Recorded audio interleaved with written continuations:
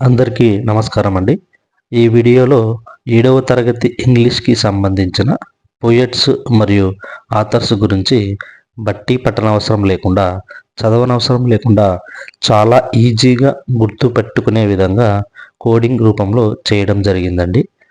అలాగే నా ఛానల్‌ని సబ్స్క్రైబ్ చేసుకొని నన్ను ప్రోత్సహించిన ప్రతి ఒక్కరికి పేరు పేరున నా హృదయపూర్వక ధన్యవాదాలండి. అలాగే నా ఛానల్‌ని ఇంకా సబ్స్క్రైబ్ చేసుకోని వారు సబ్స్క్రైబ్ చేసుకొని నేను మరిన్ని మంచి వీడియోలు చేయడానికి ప్రోత్సహిస్తారని, మీ సక్సెస్‌లో నేను కూడా భాగస్థుడను అవ్వాలని ఆశిస్తున్నానండి. మొదటి లెసన్ 3 క్వెషన్స్. దీన్ని వ్రాసినది లియో టాల్స్టాయ్ గారండి. మనం మన ఫ్రెండ్స్‌లో కొంతమంది గురించి క్వెషన్ చేస్తూ ఉంటాం. ఏమనండి, వాడు తాటి చెట్టు అంత పొడవు పెరిగాడు గానీ ఇంకా చిన్న పిల్లల్లాగా ప్రవర్తిస్తుంటాడురా అని అంటుంటాం. అలాగే చిన్న పిల్లల బొమ్మలతో ఆడుకుంటుంటాడురా అని కూడా అంటాం. ఇక్కడ మనం గుర్తుపెట్టుకోవాల్సింది టాల్. టాల్ అంటే పొడవు, టాయ్ అంటే బొమ్మలు. మీకు 3 క్వెషన్స్ అని కనపడగానే తాటి చెత్త అంత పొడవు, బొమ్మలతో ఆడుకోవడం, టాల్, బొమ్మలు అనేది గుర్తుకు రావాలండి.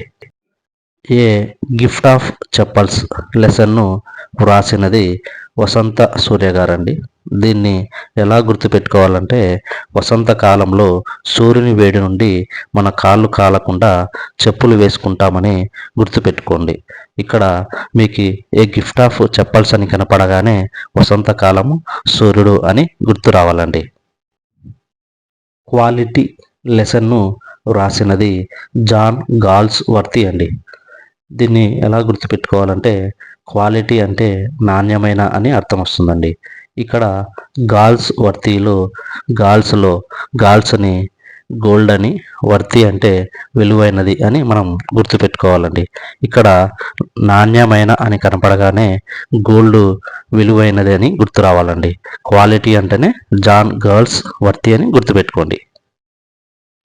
ట్రీస్ పోయంను వ్రాసినది షిర్లే బాయర్ అండి.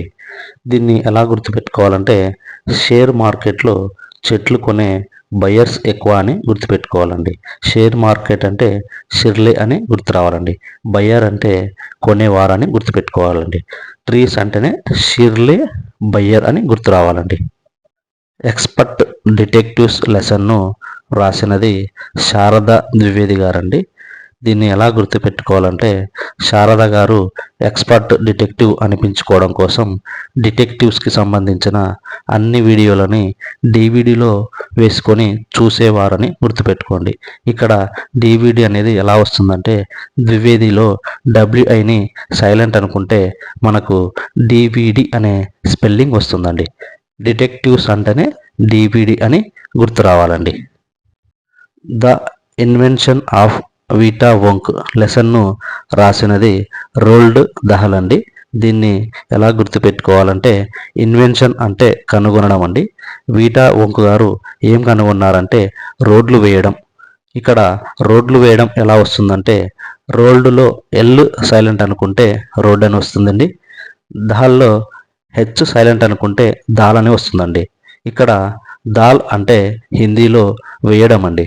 మనకు ఇన్వెన్షన్ ఆఫ్ వీటా వొంక్ కనబడగానే రోడ్డు వేశారని గుర్తుపెట్టుకోండి. Dad and the cat and the tree పోయంను వ్రాసినది కిట్ రైట్ గారండి. దీన్ని ఎలా గుర్తుపెట్టుకోవాలంటే, డాడీ చెట్టు కింద కూర్చున్న పిల్లికి కిట్ క్యాట్ చాక్లెట్ ఇచ్చాడని గుర్తుపెట్టుకోండి. ఇక్కడ dad and the cat and the tree అని గుర్తు రాగానే మనకు కిట్ క్యాట్ చాక్లెట్ అని గుర్తు రావాలండి. గార్డెన్ స్నేక్ పోయంను వ్రాసినది మురిల్ ఎల్ సొన్నె గారండి. దీన్ని ఎలా గుర్తుపెట్టుకోవాలంటే, గార్డెన్లో రబ్బర్ స్నేక్తో మన మురళి గారు, అతని కొడుకు ప్రాంక్ వీడియో చేశారని గుర్తుపెట్టుకోండి. ఇక్కడ మురళి అని, సొన్నెలో సన్ అని, వీళ్ళిద్దరు కలిసి గార్డెన్లో ప్రాంక్ స్నేక్ వీడియోని చేశారని గుర్తుపెట్టుకోండి. మిడో సర్ప్రైజెస్ పోయంను రాసినది లాయస్ బ్రాండ్ ఫిలిప్స్ అండి. దీన్ని ఎలా గుర్తుపెట్టుకోవాలంటే, మిడో అనే వ్యక్తి లాయిస్ అనే బ్యాటరీ కలిగిన బ్రాండ్ ఫిలిప్స్ టీవీని ఇంటికి తీసుకొచ్చి అందరికీ సర్ప్రైజ్ ఇచ్చాడని గుర్తుపెట్టుకోండి. సర్ప్రైజ్ అంటేనే బ్రాండ్ ఫిలిప్స్ టీవీ అని గుర్తుకు రావాలండి. బిజీ వరల్డ్ పోయంను వ్రాసినది ఫ్రాన్సెస్ గోర్మన్ రిస్సర్ అండి. దీన్ని ఎలా గుర్తుపెట్టుకోవాలంటే బిజీ వరల్డ్ అంటేనే ఫ్రాన్స్ అని గుర్తు రావాలండి. ఎందుకంటే అక్కడ రైస్ ఎక్కువగా దొరుకుతుందండి. అందుకే అక్కడ మనుషులు ఘోరంగా పెరిగిపోయారని గుర్తుపెట్టుకోండి. బిజీ వరల్డ్ అంటేనే ఫ్రాన్స్, ఘోరంగా మనుషులు పెరిగిపోయారు, రైస్ ఎక్కువ దొరుకుతుంది అని గుర్తుపెట్టుకోండి.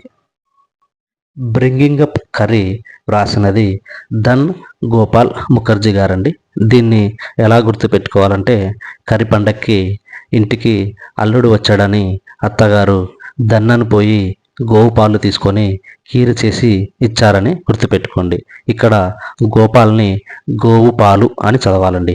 ముఖర్జీలో కీర్ అనే వర్డ్ ఉంటుందండి. బ్రింగింగ్ అప్ కర్రీ అంటేనే ధన్ గోపాల్ ముఖర్జీ అని గుర్తుపెట్టుకోండి. గోలు గ్రోస్ ఏ నోస్ అనే లెసన్ను వ్రాసినది రూడియార్డ్ కిప్లింగ్ గారండి. ఇందులో గోలు అనే చిన్న ఏనుగు పిల్ల ముక్కు ఎలా పెరిగింది అనేది పాఠ్యాంశం యొక్క సారాంశం అండి.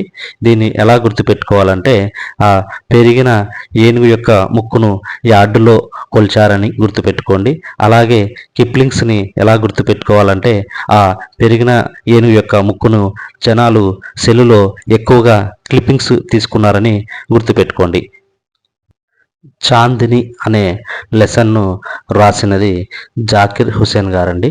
దీన్ని ఎలా గుర్తుపెట్టుకోవాలంటే చాందులో మొదటి 4 అక్షరాల్లో CHAN చన్ అని, జాకిర్ హుసేన్లో మొదటి 4 అక్షరాల్లో జాకీ అని ఉంది కదండి.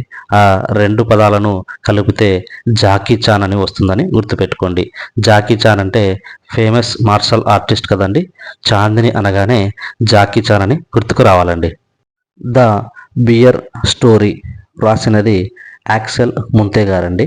దీన్ని ఎలా గుర్తుపెట్టుకోవాలంటే అరే వెలుగుబంటి జనాలను వెంబడిస్తుందంటారా అని ఎవరన్నా చెబితే మనం ఏం చేస్తామండి? అందరికన్నా ముందే మన దగ్గర ఉన్న ఎక్సెల్ బండి వేసుకొని పారిపోతామని గుర్తుపెట్టుకోండి. ఇక్కడ ఎక్సెల్ బండి అంటే యాక్సెల్ అని, ముందే అంటే యాక్సెల్ ముందే అని గుర్తుపెట్టుకోండి.